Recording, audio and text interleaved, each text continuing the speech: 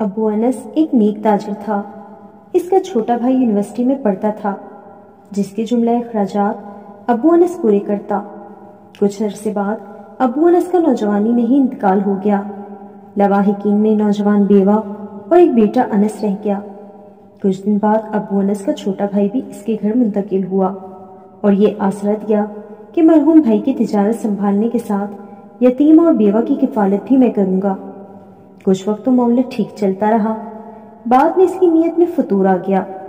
اس نے چپکے سے ساری جائیداد اپنے نام کرائی اور راتوں رات سب کچھ فروغ کر کے امریکہ بھاگ گیا۔ پیچھے یتیم اور اس کی ماں سڑک پر آ گئے۔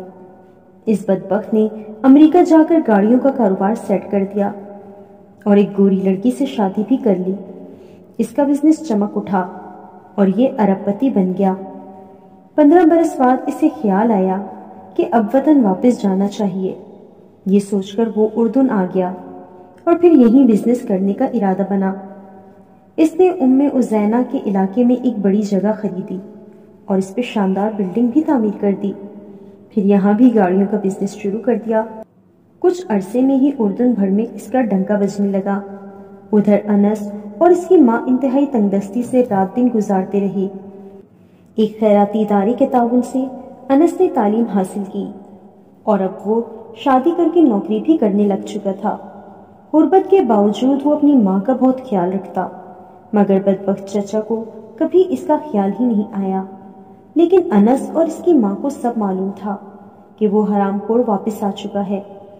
ایک دن ماں نے بیٹے سے کہا کہ ہمت کرو، جاؤ اپنے چچا کے پاس اور اس سے اپنے باپ کے مال کا کچھ حصہ مانگو۔ ماں کے کہنے پہ انس چچا کے شو روم میں پہنچ گیا، مگر چچا نے کھٹور دلی کا مظاہرہ کر کے اسے بھگا دیا اور کہا آئندہ ادھر کا رخ بھی کیا تو گرفتار کروا دوں گا۔ وہ بوجھل قدموں کے ساتھ ماں کے پاس واپس آیا اور سارا ماجرا سنایا۔ بیوہ سوائے بددعا کے کیا کر سکتی تھی؟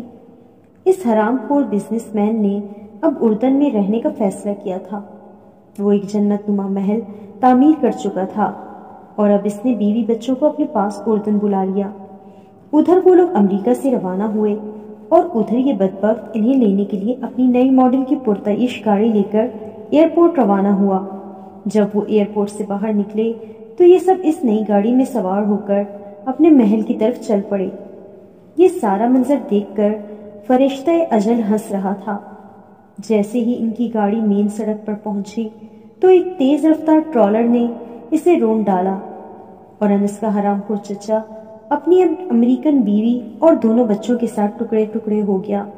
پیچھے اس کا سوائے انس کے کوئی نہیں تھا۔ یہی اکلوتا وارث اب اس کا محل، شو روم اور بزنس بیٹھے بٹھائے انس کی جھولی میں گر گیا۔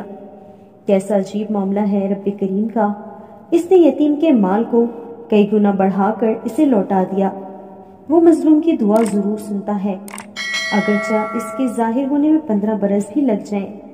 دوسرا یہ کہ وہ ظالم کو ڈھیل ضرور دیتا ہے، لیکن جب پکڑتا ہے تو سامان عبرت بنا کر چھوڑتا ہے۔ تیسرا یہ کہ حرام کا انجام کبھی اچھا نہیں ہوتا، اس لیے میرے نبی کریم صلی اللہ علیہ وآلہ وسلم نے فرمایا کہ مال حرام سے پلنے والے جسم کا زیادہ حقدار دوزخ ہے۔